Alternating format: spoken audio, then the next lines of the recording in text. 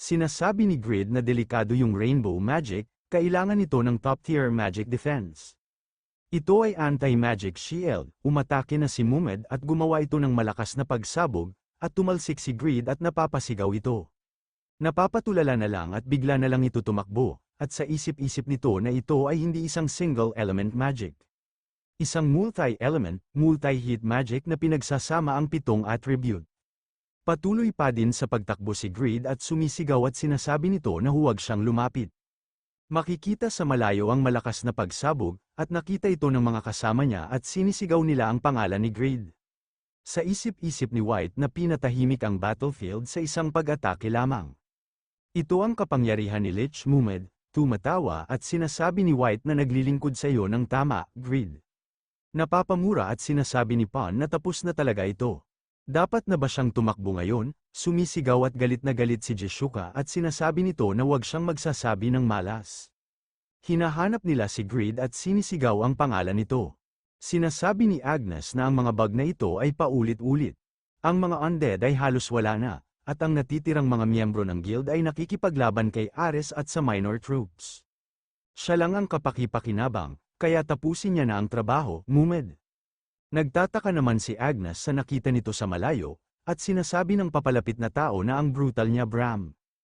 Ito pala si Grid, at sinasabi nito na dapat sinabi niya sa kanya na mayroong isang alarm magic set, para i-activate sa panganib. Natakot siya sa wala, sa alaala ni Bram, sinasabi nito na sinong maglalakas loob na atakihin siya, para gawin niyang magtakda ng ganoong kalaking defensive at offensive magic. Ang magic niya minsan nangungulit sa kanya, buti naman kung hindi nagamit agad. Kung ito ay aktibo sa hinaharap, na nakalimutan niya kahit na itakda ang alarm magic na ito, maaalala niya man lang ang pagmamaktol niya ngayon, Mumed. Sinasabi ni Agnes na hindi niya alam kung ano ang kanyang ginawa, ngunit siya ay matalino tulad ng inaasahan. Kung gusto niyang patuloy na lumaban, malugod niya siyang lalabanan.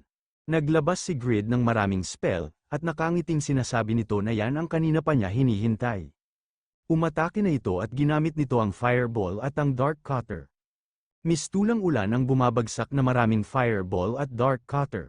Sa isip-isip ni Agnes na walang panahon para mag-deploy ng corpse shield. Mabilis nito tinawag si Mumed para protektahan siya. Sunod-sunod ang pop-up ng system at sinasabi na nakatanggap ka ng 38,100, 36,860, 37,500, 36,250 pinsala.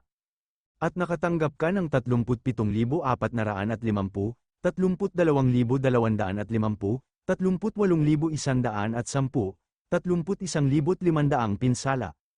Nawalan ka ng 300,000 mana at 70,000 HP, natitirang HP, 58,350. Natitirang mana, 178,900. Sa isip-isip ni Agnes na ang Lich ay ang rurok ng undead, ngunit bilang isang malayang entity lamang. Bilang isang summon, ang mga kakayahan ay limitado. Lalo na laban sa hindi mahuhulaan ng mga kalaban, nagiging mas mahirap kontrolin at nag-iiwan ng mga opening. Pero kahit hindi siya magbigay ng defensive command, para sa low-tier magic, nakakabaliw ang kapangyarihang ito, at 20 shot ng sabay-sabay. Hindi tulad ni Mumed, na higit sa lahat ay may high-tier large-scale magic, para sa mass destruction, si Bram sa kabila ay may napakatibay na mga pangunahing kaalaman, na kaya niyang gumawa ng matinding kahusayan sa mababang antas ng magic. Nakangiting sinasabi ni Agnes na kung may specialized para sa PvP, ito ay masamang matchup. Sa USA sa simula, parang napaatras ng husto si Grid. Ngunit bahagyang, huminto ang nakatagilid na balanse ng laban. Nakakabilib yung ngiti ni Agnes na nawala, kahit saglit lang. Sinasabi ni Crowgle na manatiling matalas, Grid, magsisimula na ang tunay na laban. Patuloy pa din ni Grid na inaatake si Agnes, at sa isip-isip ni Agnes na ito ay isang single shot, ito ay rapid fire, at kahit pinaghalong double casting. Sobrang irregular na mas mahirap pakitunguhan, dahil doon, nagugulo tuloy ang timing para utusan si Mumed na umiwas.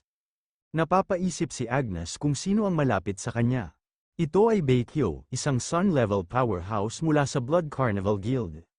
May binigay si Agnes at nakangiting sinasabi nito na isa ito magandang material. Sinasabi ni White na may pinadala si Agnes, regalo ba ito sa pagsali sa guild? Ito ay isang Death Knight transformation, kung tatanggapin, pansamantalang magiging Undead Death Knight ang target. Kapag natapos ang Death Knight transformation, ang target ay mamamatay at mawawala ng karanasan. Sinasabi ni Agnes na isipin niya na lang na ito ang pagsisimula, Baekyo. Sa isip-isip ni Grid na isang minsanang kasanayan na nagbibigay daan sa kanya na kontrolin ang parehong Death Knight at Mumed, nang hindi kumukonsumo ng control stat. Ito ay isang overpowered na kasanayan na ang parusa ay malaki, ngunit kung siya ay magiging isang buhay na tao, hindi niya na kailangan upang kontrolin ang mga ito ng direkta. Sumisigaw si White at pinagmumura si Agnes, at sinasabi nito na nagpadala siya ng spam na mensahe. Mabuti pang bumawi siya ng maayos, sinasabi ni Euphemina na ang Baekyo ay tumatanggap ng buff kay Agnes. Pasugad na sila Euphemina at sinasabi nito na harangan nila ito. Nag-ipon ng dark aura si White sa kanyang kamay, at inatake nito sila Regis at Euphemina, at napapasigaw na lang ito. Sinasabi ng system na ang Death Knight na si Baekyo, lahat ng istatistika plus 23%, lubhang mahina sa banal na mahika. Hindi makatanggap ng mga nakapagpapagaling na epekto. Nagawa ang Death Aura skill, sa isip-isip ni Euphemina na napakalakas na kapangyarihan. Lalo siyang lumakas, at sumisigaw ito at binabanggit nito ang pangalan ni Regis.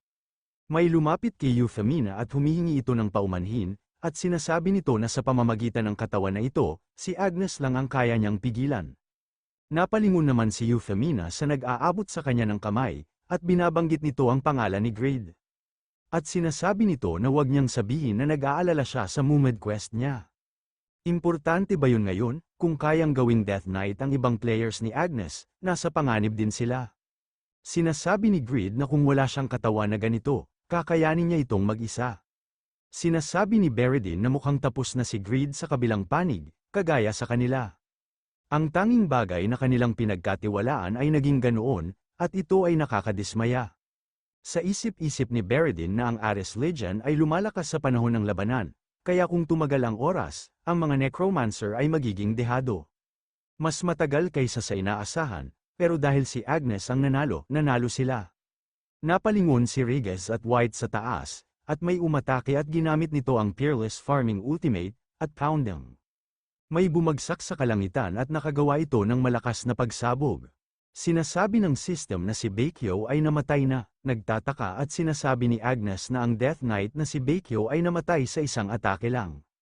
Napapamura at sinasabi ni Grid na pahamak ang mga mage.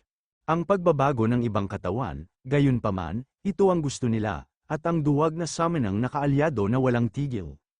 Palusot lang niya ito, pero hindi siya sanay sa ganitong katawan, at nalulula siya sa dami ng mga bilang.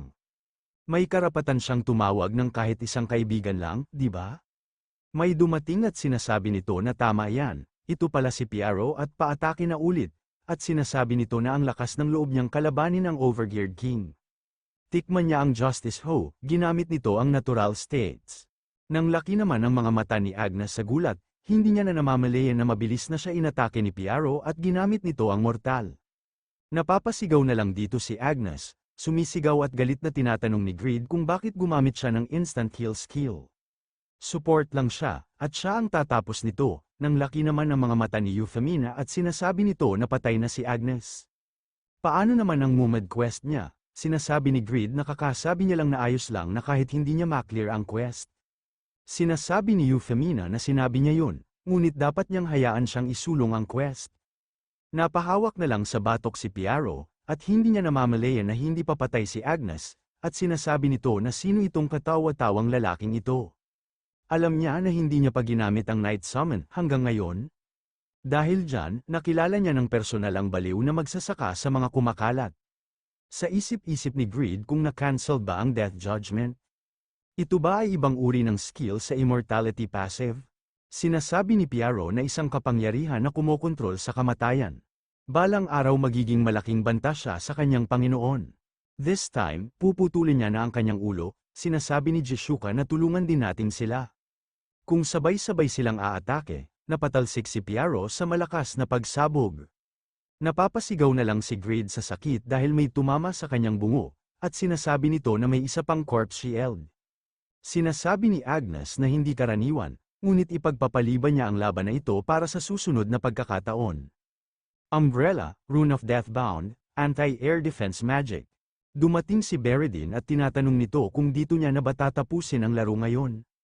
Sinasabi ni Agnes na magiging mahirap kung ang isa pang legendary NPC ang lalabas sa estadong ito. Inutusan nito si Mumed na ibalik ang mga nakaligtas na kaalyado gamit ang mass teleport. Sumisigaw at sinasabi ni Greed na duwag siya, iwan niya dito si Mumed. Buksan nito ang shield, sa isip-isip ni Agnes na ang unang hari na si Greed. Inaasahan na mababa ang kanyang pisikal na kakayahan dahil sa mabigat na pag-asa sa opsyon ng item, at mga legendary class passive. Ngunit kahit na may hindi pamilyar na katawan, siya ay halos nagsagawa ng mga kahangahangang pamamaraan, at ginamit ang Night Summon sa huli, pero hindi niya ito ginamit kahit nasa panganib na siya, at para sa kanyang mga kasama. At ang lahat ng ito ay ang Absolute Domination, ang isang skill ng isang Ball Contractor, na maaari lamang gumamit ng 3 beses, na ginagawang mga walang hanggang lingkod ang mga patay. Pagkatapos ni Bram, Lich, at si Mumed, ang isa pang kanais-nais na item sa koleksyon ay konektado sa iyo. Ito ay napakasamang kapalaran. Sinasabi ni Piaro na babalik na din siya, para magtanim ng palay. Galit na sinasabi ni Greed na subukan niyang basagin ang shield na ito. Sinasabi ni Agnes na kung hindi pa siya handang kunin, mas mabuting iwasan niya siya hanggat maaari. Sinasabi ni Greed na hindi, habang nandito pa si Piaro. Sinasabi ng system na nabigo ang Subo Lich Mumed. Saad ni Bram sa susunod, ang assimilation ay na-release.